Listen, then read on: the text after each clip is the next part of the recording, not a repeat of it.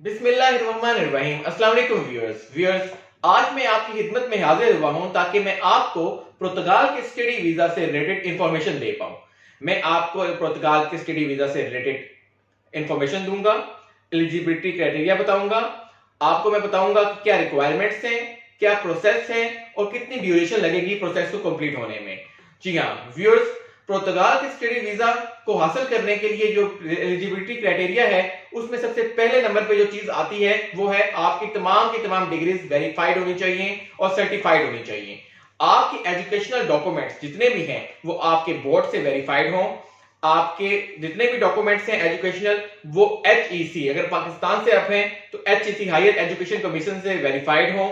उसके बाद आपके डॉक्यूमेंट्स IBCC से वेरीफाइड होने चाहिए। तमाम के तमाम आपके डॉक्यूमेंट्स वेरीफाइड हों। वेरीफाइड होने के बाद नेक्स्ट स्टेप जो आता है उसके बाद वो है आपका मेडिकल टेस्ट। आपको किसी भी कंट्री जैसे यूके हो गया, यूके में टीबी टेस्ट आपको करवाना होता है। इसी तरह पुर्तगाल के लिए आपको एक मेडिकल टेस्ट करवाना होता है। आपने मेडिकल टेस्ट देना है, आपके पास ये डॉक्यूमेंटेशन होनी चाहिए, आपका मेडिकल टेस्ट कंप्लीट होना चाहिए। तीसरे नंबर पे जो चीज आती है वो है पुलिस क्लियरेंस सर्टिफिकेट या पुलिस कैरेक्टर सर्टिफिकेट। आपके पास पुलिस कैरेक्टर सर्टिफिकेट होना चाहिए। आप अपने जिस भी सिटी से बिलोंग करते हैं, पाकिस्तान में, इंडिया में, बांग्लादेश, श्रीलंका, नेपाल या किसी भी कंट्री में है तो वहां से आप पुलिस कैरेक्टर सर्टिफिकेट बनवाएंगे। फोर्थ नंबर पे आता है बैंक स्टेटमेंट।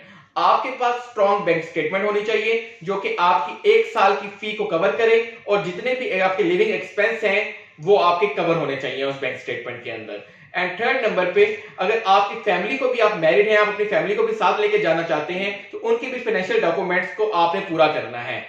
अगर आपके पास बैंक स्टेटमेंट स्ट्रांग नहीं और पुर्तगाल में आपके कोई अजीज ब्लड रिलेशन वहां पे मौजूद है जो आपको स्पॉन्सर कर सकता है तो वो भी स्पॉन्सर के डॉक्यूमेंट्स आपने साथ अटैच करने हैं। एक ग्रंटर डॉक्यूमेंट अटैच करने हैं कि ये मुझे स्पॉन्सर कर रहे हैं, मेरी फीस, मेरे लिविंग एक्सपेंस ये अदा करेंगे।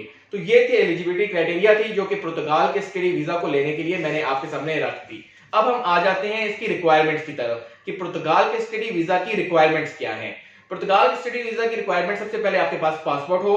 पासपोर्ट के बाद आपने एप्लीकेशन फॉर्म फिल करना है जो कि आपने फिल करने के बाद, सिग्नेचर्स करने के बाद आपने उसके हार्ड कॉपी निकाल के अपने पास सेव कर लेनी है। एप्लीकेशन फी जो है वो 200 यूरोस है, 170 यूरोस है, लेकिन अप्रोक्सीमेटली मैंने इसको राउंड ऑफ करके 200 यूरोस आपको बता दी कि 200 यूरोस उसकी एप्लीकेशन फीस है। आपके पास 2 passport size European passport size pictures हो। इसकी डायमेंशंस मैं बता देता हूं, 35 बाय 45 mm, 35 बाय 45 mm और उसका बैकग्राउंड व्हाइट या ग्रे होगा पिक्चर्स का। आपके पास 2 passport size European passport size pictures हो जिनका व्हाइट और ग्रे बैकग्राउंड हो। उसके अलावा आपके पास सफिशिएंट फंड्स होने चाहिए जो कि मैंने आपको पहले बता दिया कि आपकी बैंक स्टेटमेंट स्ट्रांग होनी चाहिए। आपके पास एक साल की फी और आपके लिविंग एक्सपेंस आपके पास होने चाहिए। लिविंग एक्सपेंस का मैं थोड़ा सा आपको बता देता हूं कि एवरेज लिविंग एक्सपेंस जो है वो 400 से 500 यूरोस हैं पर मंथ, जो कि आप कैलकुलेट कर लें कि आपको 2 साल की डिग्री है, 1.5 साल की डिग्री है तो आपको उसको राउंड ऑफ कर लें, आप मल्टीप्लाई कर लें कि आपके पास इतने लिविंग एक्सपेंस होने चाहिए। लिविंग एक्सपेंस के बाद आपके पास प्रूफ ऑफ अकोमोडेशन होना चाहिए कि आया कि आप किस जगह पे रुक रहे हैं और प्रूफ ऑफ अकोमोडेशन आपको देना होगा कि आप किस हॉस्टल में रुकेंगे, वहां की आपने बुकिंग करवाई है या आपके पास किसी होटल में रुक रहे हैं जाके या किसी दोस्त अजीज के पास रुक रहे हैं तो आपको प्रूफ ऑफ अकोमोडेशन आपके पास वो लेटर आपके पास होना चाहिए। प्रूफ ऑफ अकोमोडेशन के बाद आपके पास ट्रैवल इंश्योरेंस हो। तो ये कुछ रिक्वायरमेंट्स थी जो कि मैंने आपको बताया कि स्टडी वीजा से रिलेटेड ये रिक्वायरमेंट्स हैं जिनको आपने फुलफिल करना है। एक बार आपने एप्लीकेशन सबमिट कर दी, आपके पास जो है वो यूनिवर्सिटी का एक्सेप्टेंस लेटर आ गया, अनकंडीशनल ऑफर लेटर आ गया जिसको कैश कहते हैं, confirmation acceptance of studies cash. जब आपको यूनिवर्सिटी ने आपको भेज दिया, क्योंकि आपने जिस भी यूनिवर्सिटी में अप्लाई करना है उसकी तरफ से आपने उनको एप्लीकेशन फॉर्म फिल करना है। जब एप्लीकेशन फॉर्म फिल हो जाएगा आप सबमिट कर देंगे इंटरनेशनल रिलेशन के डिपार्टमेंट में, वो फॉर्म फिल करके सबमिट करेंगे, उनकी तरफ से कैश आएगा, आपको ऑफर लेटर आएगा। वो ऑफर लेटर ये पहला प्रोसीजर था। सेकंड प्रोसीजर, आपने एप्लीकेशन तब फिल करनी है जब आपने एम्बेसी के लिए जाना है। जब आपके पास ऑफर लेटर आ जाए उसके बाद आपने एम्बेसी में अप्लाई करना है। पुर्तगाल की एम्बेसी का आपने लिंक निकालकर उनकी ऑफिशियल वेबसाइट पे जाकर वहां पे स्टूडेंट वीजा में जाने के बाद आपने उनके एप्लीकेशन फॉर्म होगा जो कि आपने फिल करना होगा। वो एप्लीकेशन फॉर्म फिल करने के बाद आपने उसकी भी हार्ड कॉपी निकाल लेनी है। निकालने के बाद उसके साथ पासपोर्ट साइज पिक्चर अटैच करनी है। उसके बाद जो चेक लिस्ट होगी, जहां पे जनरल इंफॉर्मेशन में चेक लिस्ट दी होगी, उन तमाम डॉक्यूमेंटेशन को आपने कंप्लीट करना है। वो डॉक्यूमेंट्स वही हैं जो मैंने आपको पहले बता दी हैं, रिक्वायरमेंट्स में, एलिजिबिलिटी क्राइटेरिया में मैं आपको बता चुका हुआ हूं। वही डॉक्यूमेंट्स हैं, वो चेकलिस्ट आपने कंप्लीट करनी होगी। उसके बाद है डॉक्यूमेंट्स को सबमिट करने का फेज आ जाता है।